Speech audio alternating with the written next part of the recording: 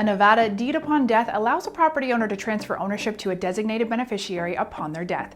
This keeps the property transfer out of probate, which can be costly and time-consuming. However, to be effective, the deed must be executed, acknowledged, and recorded before the transferor's death. In this video, we'll cover the difference between a deed upon death and a will, legal requirements for recording a deed upon death in Nevada, and how to revoke a Nevada deed upon death. We're eForms, the world's largest online database of fillable legal forms, and we're here to help you navigate the intricacies of the legal world. To begin creating your own Nevada deed upon death, click the link at the end of this video. Okay, so let's begin by discussing the difference between a deed upon death and a last will and testament. Typically speaking, these two documents share a similar purpose. You can use both to convey real property, such as a house or a piece of land, to a designated beneficiary. However, the key difference is that a will is subject to probate, while a deed upon death is not. If you're unfamiliar with probate, it is the legal process by which a deceased individual's debts are paid and assets are distributed to his or her descendants. In Nevada, this process can take as long as a year.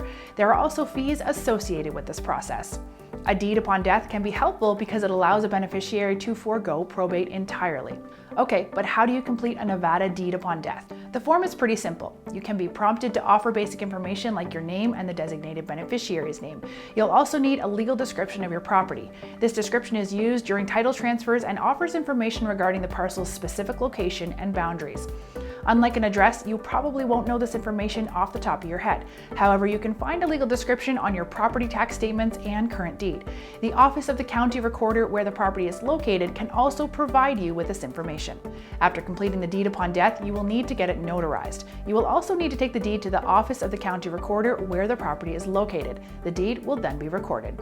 Keep in mind that the deed must be recorded before your death, otherwise it will not be valid. As the property owner, you retain the right to sell the property at any time. You can also revoke the deed upon death. To do so, you can complete a form of revocation. This form must be executed and recorded by law before your death to be considered valid. Alternatively, you may choose to redeed the property to someone else. This can be accomplished by completing a new deed upon death or by selling the property. To get started on your own Nevada deed upon death, click the link below. Also, be sure to subscribe for more legal content.